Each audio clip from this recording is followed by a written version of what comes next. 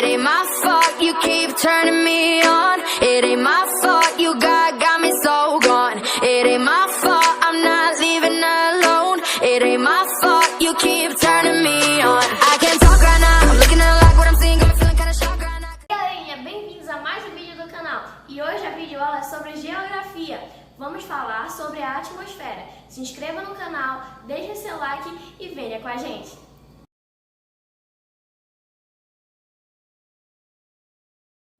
Bom dia, galerinha! Como vocês já sabem, eu me chamo Yasmin Rayane e hoje eu vou falar da atmosfera. O que é, como está dividida e a diferença de clima e tempo. Primeiramente, o que é a atmosfera? Bom, para a gente entender o que é, a gente tem que pensar lá na formação do planeta Terra, quando houve o desprendimento daquela massa homogênea de magma, que ainda não era necessariamente o planeta Terra. Bom, tudo era essa massa homogênea que com o tempo ela foi se resfriando e fazendo um processo de decantação. Tá, Yasmin, mas o que é esse processo de decantação? Bom, a gente estuda na química que esse processo ocorre quando tem materiais fluidos com densidades diferentes e que com o tempo elas vão se separando naturalmente. É isso que ocorre com água e com óleo, por exemplo. Então, quando houve essa decantação da Terra, ela ficou lá paradinha e com o tempo ela foi se resfriando todo aquele material. Os materiais mais densos, eles foram ficando para o centro, dando origem ao núcleo, dando origem ao manto, que é onde fica o magma, mais precisamente, dando origem à crosta terrestre. Então, todos esses materiais mais fluidos, eles formaram a litosfera. A segunda parte, que é a parte mais intermediária de toda essa mistura química que dá origem à Terra, ela foi conhecida como hidrosfera, que é a camada líquida do nosso planeta.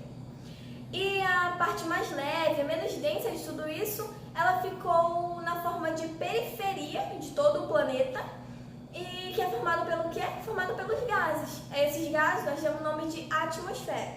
Então a atmosfera ela é essa camada gasosa que envolve o planeta Terra, que é responsável, entre outras coisas, por manter o equilíbrio térmico da Terra, por nos proteger contra impactos, danos de meteoros e por filtrar os raios ultravioletas. Bom, agora que a gente já viu o que é a atmosfera, vamos ver como é que ela está dividida. Ela está dividida em 5 camadas: a troposfera, estratosfera, mesosfera, termosfera e a exosfera. Mas calma que não é nada muito complicado. Primeiro, para que servem essas camadas? Elas servem como uma espécie de proteção, já que se elas não existissem, a gente não suportaria o calor emitido pelos raios solares. A primeira, como eu disse, ela é a troposfera, que ela é a camada mais próxima da Terra. Ela vai até 12 km de altitude e ela é o ar em que vivemos, respiramos e é onde ocorrem fenômenos naturais, como a chuva, a neve, o vento e os relâmpagos. E é nela também que ocorre a poluição do ar. Bom, acima da troposfera nós temos a estratosfera, que é a camada onde está localizada a camada de ozônio. Ela é nessa camada em que os aviões eles fazem seus voos e é nela também que ocorre o efeito estufa. Entre 50 e 80 km de altitude nós temos a mesosfera, que ela é uma camada extremamente fria, que tem temperaturas entre menos 10 e menos 100 graus Celsius. E é nela também que encontramos os íons, que são utilizados na transmissão de rádios e de TVs. Depois dessa mesosfera nós temos a termosfera, que ela é a camada atmosférica mais extensa. Ela vai de 80 até 500 km de altitude e ela é uma camada muito quente, com temperaturas de até 1000 graus Celsius. Por último, nós temos a exosfera, que ela é a camada mais distante do planeta Terra. Ela fica na fronteira com o espaço sideral e é nela que ocorrem fenômenos como a aurora boreal, também permanecem satélites de transmissões de dados e telescópios espaciais. Bom, agora só para finalizar, a gente vai falar da diferença do clima e do tempo, que é algo bem simples. O clima, ele não muda com facilidade, diferentemente do tempo que muda. Porque o tempo, na verdade, ele é o estado momentâneo da atmosfera. É como a atmosfera se comporta naquele exato momento. Por exemplo, um dia ele pode amanhecer nublado, pela parte da tarde ficar ensolarado e de noite chover. Então tem essa variação, já no clima não. O clima, ele é a sucessão habitual de tempos meteorológicos em determinado lugar. É dizer como a atmosfera ela se comporta ao longo do ano em determinado lugar, sabe? Tipo, esse clima ele pode ser tropical, com invernos secos e verões chuvosos, por exemplo. E para a gente determinar esse clima, a gente tem que analisar os dados meteorológicos todos os dias, mais de uma vez por dia, durante 30 anos.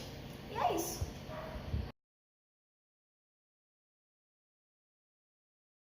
Eu vou falar sobre o clima, os elementos do clima e a temperatura. A temperatura é uma grandeza escalar que ela mede o grau de agitação das moléculas de um corpo ou ambiente. Quanto mais agitadas as moléculas, mais quente o ambiente vai estar. Quanto menos agitada, mais frio o ambiente vai estar. O que acontece é que não existe uma máxima, uma temperatura máxima, existe uma temperatura mínima, que é denominada o zero absoluto. Esse zero absoluto, ele vale menos de 273 graus Celsius. Agora eu vou falar sobre a disposição, vou falar sobre os elementos do ar. Existem gases flutuando ao redor da Terra em razão da gravidade.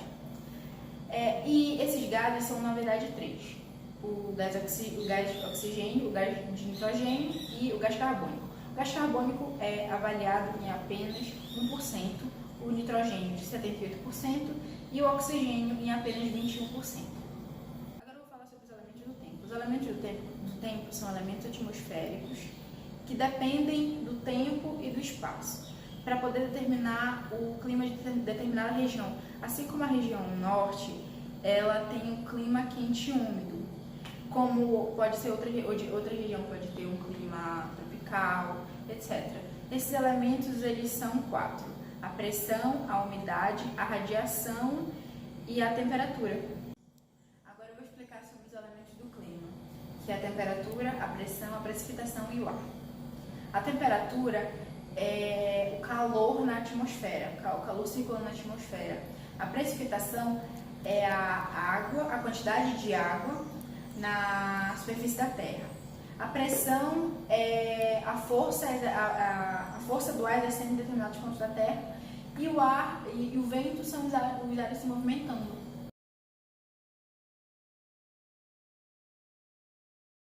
Oi gente, tudo bom? Eu sou a Aline e hoje eu vou falar um pouco sobre a umidade do ar. Mas afinal, o que é a umidade do ar? A umidade do ar não é nada mais nada menos do que a quantidade de vapor de água presente na atmosfera. Deixa eu dar um exemplo. Imagine um lago, num dia muito quente. A energia do sol agita as moléculas de água, que faz acontecer a evaporação.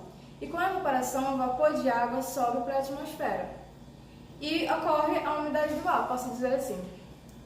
Já percebeu que tem dias que é como se estivesse muito quente? Em dia muito úmido, é como se estivesse muito quente. Sabe por que isso acontece? É porque quando a gente soa, que o nosso suor ele evapora, ele acaba diminuindo a nossa temperatura. Só que em dias muito úmidos, isso não acontece, nosso suor não consegue evaporar. Então fica aquela sensação térmica horrível, de super calor. É como tentar se enxugar dentro de uma piscina. Eu posso dizer que vou dar dois tipos de umidade relativa. Umidade do ar. Existe a umidade absoluta e a umidade relativa. O que é a umidade absoluta? Umidade absoluta não é nada mais nada menos do que a quantidade de vapor de água presente no ar em determinado momento. Vamos dizer que agora temos 60% de umidade absoluta. E a umidade relativa? O que é a umidade relativa? Umidade relativa é a relação entre a umidade absoluta e o ponto de saturação, que seriam dadas circunstâncias de que 60% é a nossa umidade absoluta, 40% é a nossa umidade relativa. E quando atingimos os 100%, ocorrem as precipitações, que podem ocorrer como forma de chuva, neve ou granizo. De uma forma mais básica, umidade relativa é simplesmente a quantidade de vapor de água que falta para começar a chover. É simplesmente isso. Olá, meu nome é Luana. Eu vou falar um pouco sobre pressão atmosférica. Pressão atmosférica seria o peso da coluna de ar atuando sobre a superfície terrestre ou atuando somente sobre a superfície. Seria a força que o ar, ou o peso do ar, somente o peso do ar, atuando sobre os indivíduos, ou atuando somente com o clima. Tá. A maioria, os gases seriam basicamente, vamos comparar os gases como se eles fossem bolinhas. Cada vez mais perto, quanto mais perto a gente estivesse da Terra, mais temos bolinhas. Quanto mais longe, menos bolinhas. Ou seja, quanto maior a densidade do ar, ou seja, quanto mais perto a gente está da superfície da atmosfera, maior seria a densidade do ar. E quanto mais longe a gente estivesse, ou seja, quanto mais a gente subir, menos seria a densidade do ar. Tá. A pressão atmosférica, ela atua em todos os corpos, em todos os movimentos, diferentemente da gravidade. A gravidade, ela nos puxa para mais perto, para o centro da Terra. Já a pressão atmosférica, ela atua em todas as partes do nosso corpo, já que o ar é como se fosse tudo, ele ocupa todo o espaço. Ele não nos puxa só para o centro, ele nos puxa para todos os espaços. Ou seja, é a ação que comprime a gente. É devido aos gases da atmosfera que nós somos atraídos, ou seja, pela gravidade como nós somos. Ou seja, se não tivesse esse ar, nós seríamos esmagados. Não esmagados, nosso corpo ele se transformaria, ele se destruiria de dentro para fora. Um exemplo de pressão atmosférica também é o vento. O vento nada mais é do que a soma das forças da atmosfera. Ou seja, as forças todas se juntando, vai com mais forte, né, com uma grandeza mais forte, que forma o vento.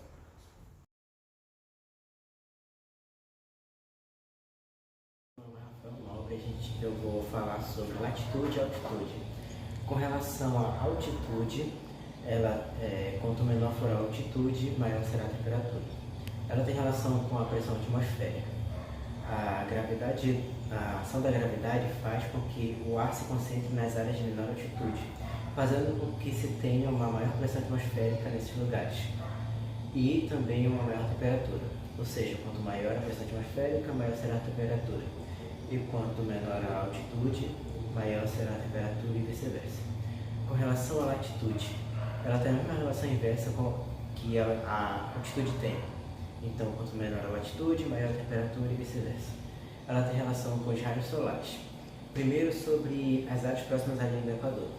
A linha do Equador tem latitude zero e as áreas próximas são mais quentes, pois os raios solares que atingem essas áreas próximas à linha do Equador vão ter uma menor dispersão por atingirem essa área de forma perpendicular, fazendo com que o calor se espalhe por uma área bem menor, fazendo ficar concentrado e com uma temperatura maior.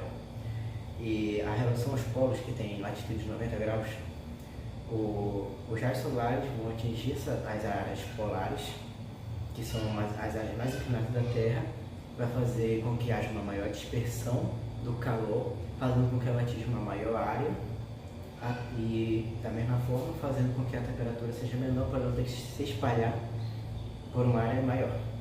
Então, resumindo, quanto menor a latitude, maior a temperatura.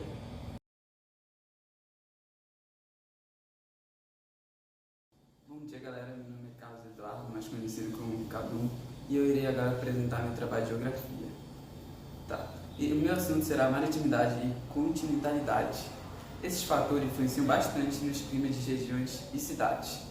A continentalidade. A continentalidade é ocorrida por causa da distância de mares e oceanos das cidades e regiões.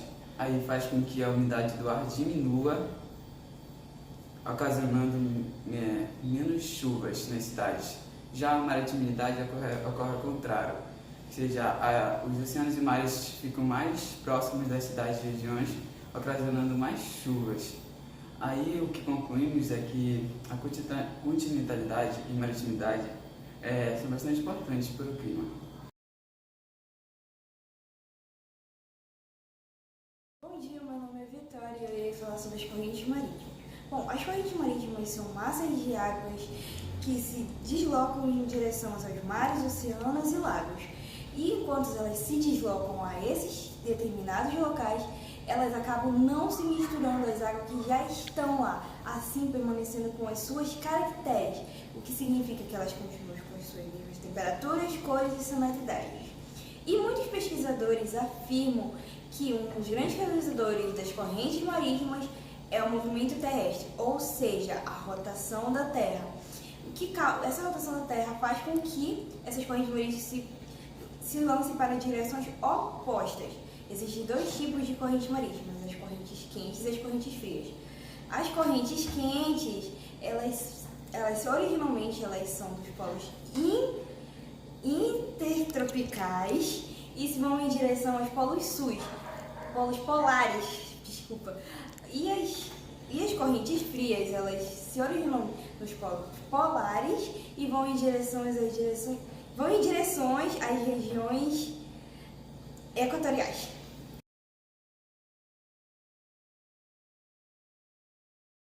Fala, galerinha do nosso canal! Hoje nós vamos falar sobre tipos de clima. Então, o que é clima? Clima é o termo utilizado para definir as condições atmosféricas que caracterizam uma região. Então, existem 10 tipos de clima em todo o mundo, que são o equatorial, o tropical, o subtropical e o mediterrâneo. Desértico, árido, semiárido, frio da montanha e o polar. Então, Caroline, como eles já sabem os 10 principais tipos de clima, vamos citar 4? Então, vamos começar com o da nossa região. É quente e úmido. Qual é? Equatorial. Ela tá ligada. Então, a temperatura do equatorial é de 25 graus e tem pequena amplitude térmica. Saindo do calor, bora para o frio, né, Caroline? Vamos para o frio, zona polares. Temperatura menos de 30 graus Celsius. Dia e noite variado, neve durante o ano. Né? Sonho, né? Um sonho, mais uma que traz um pouquinho pra cá, pro Pará. E onde encontra essas regiões? Nos polos da Groenlândia, Sibéria e Alasca, que são as principais regiões que se encontra esses polos que é de neve. São mais frios. Sim. Agora vamos falar de novo do quente, né? Do calor, que é o semiárido. Então, lá tem altas temperaturas de 27 graus, chuvas escassas e baixa umidade. Continuando, vou falar sobre o Mediterrâneo. Verão e inverno bem definido. A temperatura é semelhante ao tropical. Quantidade de chuva é bem menor. Então, espero que tenham gostado do nosso trabalho e é isso. Oi, eu sou a Stephanie Sabrina e hoje eu vou falar sobre a poluição do ar. A poluição do ar é basicamente quando algumas partículas sólidas, líquidas ou até gases interferem na atmosfera, assim pode afetar a saúde de animais e pessoas.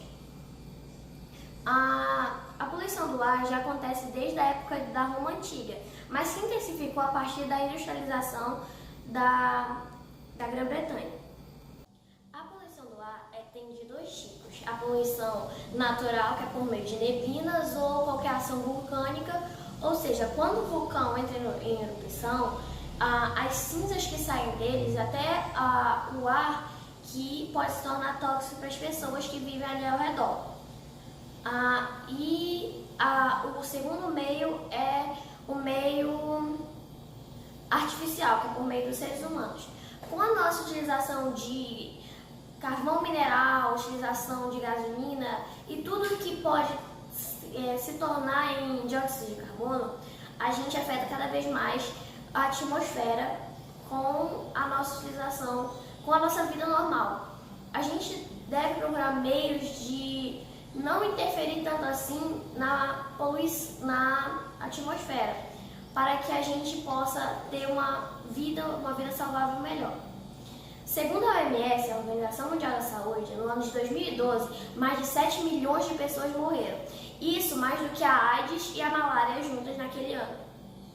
A poluição do ar pode causar em seres humanos doenças cardiocerebrais, doenças vasculocerebrais, doenças cardíacas e doenças respiratórias. Ou seja, a nossa utilização de carros, ônibus, nossos principais meios de transporte afetam cada vez mais o meio ambiente e até a nós mesmos, tornando nós doentes.